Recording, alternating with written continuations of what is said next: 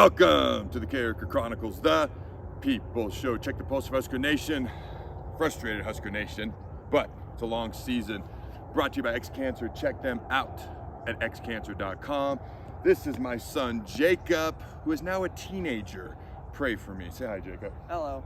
If you remember last fall, I did a video on defensive line moves and the top 3 things a D-line could do to get better at rushing the quarterback. Now, admittedly, I owe everyone a quick apology because last spring I said I was going to do a similar thing with the offensive line. You're probably aware the heart went a little wonky. I took a break. I apologize. I am a man of my word. It took me way too long to get to this video. It will never take me this long again, so I apologize for being so late. Better late than never, I guess. But after Nebraska's game versus Northwestern on Saturday, it just seemed all too appropriate to harken back to that O-line video I had promised way too long ago. And we're gonna focus, because we can't talk about pass blocking and screens and draws and everything else. It'd take too long. We're gonna focus on what the O-line struggled with, and hopefully they get better at the most on Saturday, and that is run blocking. That is getting a push. That is knocking people backwards. That is knocking people on their keister. We're gonna focus on that aspect of offensive line play, because that's what they gotta get better at the most, the quickest, and the soonest. Now, there's really 4 aspects. Full disclosure, I never played O-line. Actually, I played O-line one practice in the 7th grade when my coach got mad at me because I wasn't doing a good job at quarterback. I was a quarterback. I even played tight end a little in high school. My experience that I'm going to talk about here is based on what I've heard offensive line coaches tell offensive linemen 1,000 times as I went against them. And it's often the same thing over and over and over from different coaches on different teams. Also, I'll tell you from my perspective what worked against me, what made my life harder as a D lineman. So that's my perspective that I'm talking about when I address this offensive line stuff. There's 4 things that have always stuck out to me with offensive linemen that made my life as a D lineman way more difficult. It's called feet, hat, hands, finish, or nasty streak. In other words, your feet, your hat, which is your pad level, are you here, are you here? That old saying, low man wins, is very, very true. And your hands, okay? And then obviously just playing with a mean, nasty streak, finishing. All right, so the feet, there's different types of blocks. All right, if you're pass blocking, you might be kicking back towards the quarterback. We don't need to talk about that. Okay, if you're doing a zone block, which Nebraska does zone blocks, all right, you might take a bigger step, because if that's the D lineman, if you might take a bigger step trying to hook them and drive them away so the running back can cut off your butt or get outside of you. If it's a base block, I call it a dry block when I'm coaching my football teams, my son's teams. You take a short step and you're driving, okay? So on a zone, you might take a bigger step to try to hook the D lineman. If I get hooked as a D lineman, I'm in trouble, okay? On a dry block, a base block, a man block, you're just knocking them backwards block. You're gonna take a shorter step, because if you take a big long step and I'm penetrating as a D lineman, you're gonna have problems. So you want a short step, boom, and then that's where the hands come in. Okay, so feet, hat, hands. All right, so hat is very simple. If you've got a short step and you come off like this, you're in trouble, okay? But if you got a short step, boom, and I'm under Jacob or I'm under whoever, the low man wins. That saying is very true. Hands, okay? So actually grab this bag for me, Jacob, because this is a good bag here. It's actually pretty accurate. You're trying to block a 280, 310 pound D lineman, D tackle, but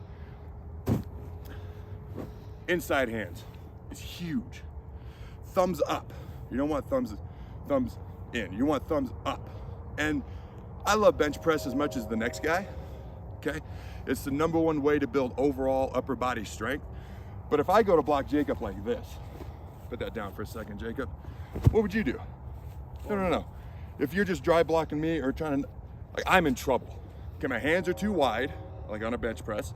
Again, great way to get strong. But you gotta take that strength, you gotta make it applicable to football. So, if he's inside of me, look at his hands. Inside hands, thumbs up, I'm in trouble. Okay, so I actually like this bag. It's actually more of a tackling bag, but it forces you to get your hands inside even more, thumbs up. I always tell people, close grip bench press, okay, on a bar or even with dumbbells. is actually very applicable to football. It focuses more on the triceps and the whole chest and upper body, but that's okay. So you're taking your proper steps, okay? Let's just say we're knocking them back, knocking them back, knocking them back. Okay, drive block, short 6-inch steps. Okay, I'm low, boom, inside hands, and now I'm driving. The other thing, finish. So, every offensive lineman, as I watched them on Saturday, is different. And as you would expect them to be.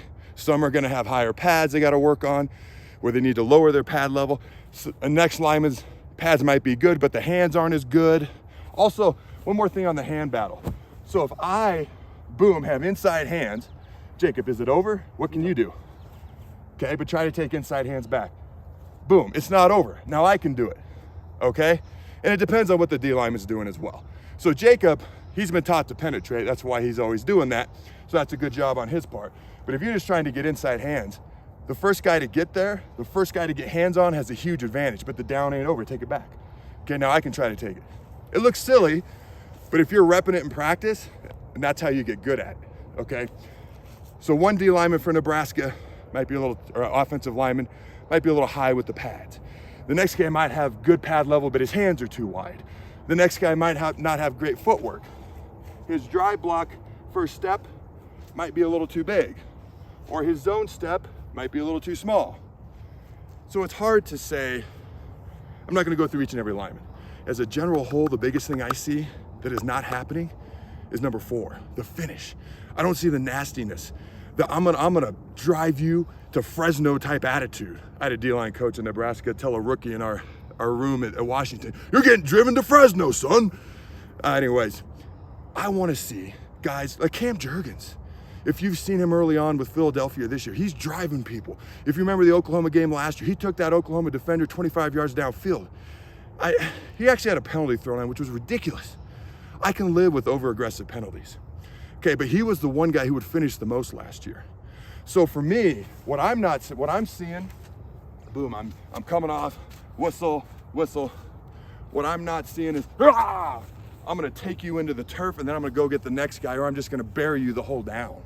I just don't quite see that, and I definitely didn't see it in the fourth quarter. Thanks for helping me out. Yeah, I thought you were gonna kill me on that one play. Never, never. All right, until next time, Husker Nation, go Big Red. And always remember to throw the bones. Even if you're going against a lineman. O-lineman. This show is brought to you by XCancer. Join the fight at XCancerStore.com and support your loved ones, your neighbors, and cancer fighters all over the world and help them gain access to revolutionary treatments. XCancerStore.com has a wide variety of t-shirts and merchandise supporting a wide variety of cancer battles so you can show off the colors that matter. Proceeds from each purchase not only help those at home, but also cancer fighters in Tanzania, Africa. Check them out at XCancerStore.com.